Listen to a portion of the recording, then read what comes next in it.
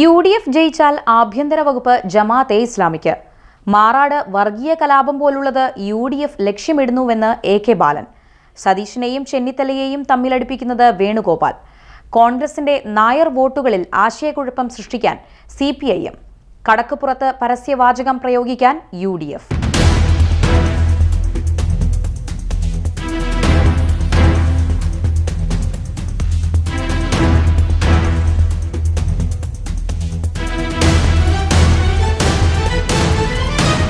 വർഗീയ വിഷം ചീറ്റുന്ന വെള്ളാപ്പള്ളി നടേശനെ ആദരവോടെ നോക്കിക്കാണുന്നവരാണ് CPIM എന്ന പ്രചാരണം UDF ശക്തമായി പ്രചരിപ്പിക്കുന്നുണ്ട്.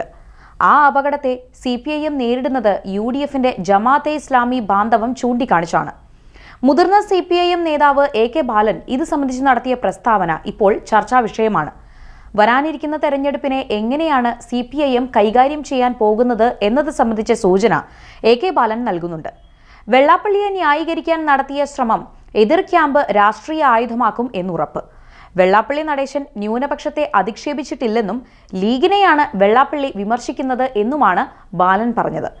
ലീഗിന്റെ വർഗീയത ചോദ്യം ചെയ്യുന്നതിൽ എന്താണ് തെറ്റെന്ന് ചോദിച്ച AK ബാലൻ CPIM വെള്ളാപ്പള്ളി നടേശനുമായുള്ള തർക്കം അവരുടെ കാര്യമാണെന്നും പറഞ്ഞു. UDF അധികാരത്തിലെത്തിയാൽ ജമാഅത്തെ ഇസ്ലാമി ആഭ്യന്തരം കൈകാര്യം ചെയ്യും എന്ന പ്രചാരണത്തിന് CPM തുടക്കമിട്ടിട്ടുണ്ട്. AK ബാലൻ അത് ആവർത്തിക്കുക മാത്രമല്ല ചെയ്തത്. ജമാഅത്തെ ഇസ്ലാമി പിന്തുണയ്ക്കുന്ന UDF അധികാരത്തിൽ വന്നാൽ പല മാറാടുകളും ആവർത്തിക്കും എന്നും ആരോപിച്ചു. ജമാഅത്തെ ഇസ്ലാമിയേക്കാൾ വലിയ വർഗീയതയാണ് ലീഗ് പറയുന്നത്. എയ്ഡഡ് വിദ്യാഭ്യാസ സ്ഥാപനങ്ങളിൽ സംവരണം വേണമെന്നും AK ബാലൻ പറഞ്ഞു. വരുന്ന നിയമസഭാ തെരഞ്ഞെടുപ്പിൽ മുഖ്യമന്ത്രി പിണറായി വിജയൻ വീണ്ടും മത്സരിക്കുമെന്നും AK ബാലൻ വ്യക്തമാക്കി.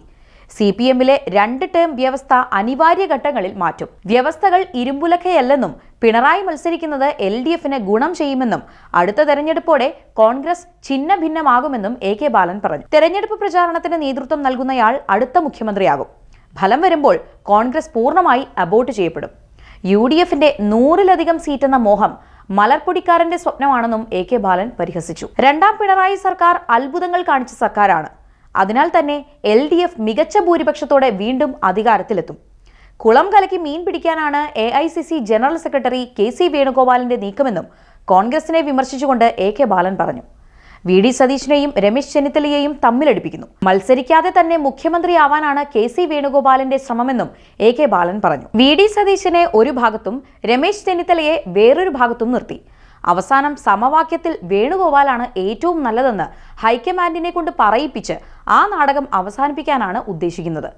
ജയിച്ചു കഴിഞ്ഞാലാണല്ലോ ഈ പ്രശ്നമുണ്ടാവുക. വേണുഗോപാൽ മത്സരിക്കാൻ പോകുന്നില്ലെന്ന് AK ബാലൻ പറഞ്ഞു. മുസ്ലിം ലീഗിനെ പേടിച്ച് AK ആന്റണിയെ പുകച്ചു പുറത്ത് ചാടിച്ചവരാണ് അവരെന്ന് അദ്ദേഹം പറഞ്ഞു. കഴിഞ്ഞ തവണ നിയമസഭാ സാമാജികന്മാരിൽ ഭൂരിപക്ഷം രമേശ് ചെന്നിത്തലയ്ക്ക് ഉണ്ടായിട്ടും അദ്ദേഹത്തെ ചതിച്ചു. ഹൈക്കമാൻഡ് ഇടപെട്ടു. ഇതിനു പിന്നിൽ ആരാണെന്ന് അറിയാമെന്ന് AK ബാലൻ പറഞ്ഞു. KC വേണുഗോപാൽ അവസാനം എല്ലാം നശിപ്പിക്കുമെന്നും ബാലൻ പറഞ്ഞു. വർഗീയ കലാപങ്ങൾ തടഞ്ഞത് ഇടത് സർക്കാരാണെന്ന് AK ബാലൻ പറഞ്ഞു. കേരളത്തിൽ നടക്കാൻ പാടില്ലാത്തത് പാലക്കാട് നടന്നു. RSSും ജമാഅത്തെയും പാലക്കാട് കലാപത്തിന് ശ്രമിച്ചു. അത് പോലീസിനെ ഉപയോഗിച്ച് സർക്കാർ തടഞ്ഞു. മതന്യൂനപക്ഷങ്ങളുടെ സംരക്ഷണത്തിന് മാറുവിരിച്ചിറങ്ങിയ നേതാവാണ് പിണറായി വിജയനെന്നും AK ബാലൻ പറഞ്ഞു. UDF ജയിച്ചാൽ ജമാഅത്തെ ഇസ്ലാമിയാകും ആഭ്യന്തര വകുപ്പ് കൈകാര്യം ചെയ്യുക എന്ന പരാമർശവും രമേശ് ചെന്നിത്തലയെ മുഖ്യമന്ത്രിയാക്കാൻ മുസ്ലിം ലീഗ് തയ്യാറാകില്ലെന്നുമുള്ള പരാമർശം UDFന് ലഭിക്കാൻ സാധ്യതയുള്ള നായർ വോട്ടുകളെ ആശയക്കുഴപ്പത്തിലാക്കാനുള്ള CPM തന്ത്രമാണ്. മുസ്ലിം ന്യൂനപക്ഷ വിഭാഗത്തിന്റെ വോട്ടുകൾ UDF വലിയ തോതിൽ സ്വന്തമാക്കും എന്ന് ബോധ്യപ്പെട്ടതോടെയാണ് AK ബാലനെ പോലുള്ള മുതിർന്ന നേതാക്കൾ UDFന് ലഭിക്കാൻ സാധ്യതയുള്ള ഹൈന്ദവ നായർ സമുദായ വോട്ടുകളെ ലക്ഷ്യമിട്ട് രാഷ്ട്രീയ പരാമർശങ്ങൾ നടത്തുന്നത് എന്നാണ് പൊതുവിലയിരുത്തൽ. ഇതിനെ നേരിടാൻ രാഷ്ട്രീയ തന്ത്രജ്ഞൻ കനഗൂലുവിന്റെ നേതൃത്വത്തിൽ കടക്കുപുറത്ത് എന്ന പരസ്യവാചകം സർക്കാരിനെതിരെ പ്രയോഗിക്കാൻ UDF തീരുമാനിച്ചിട്ടുണ്ട്. തുടർഭരണം മോഹിക്കുന്ന ഇടത് സർക്കാരിനോട് ജനം കടക്കുപുറത്ത് എന്ന് പറയുന്നുവെന്ന പ്രചാരണം UDF ശക്തമാക്കും.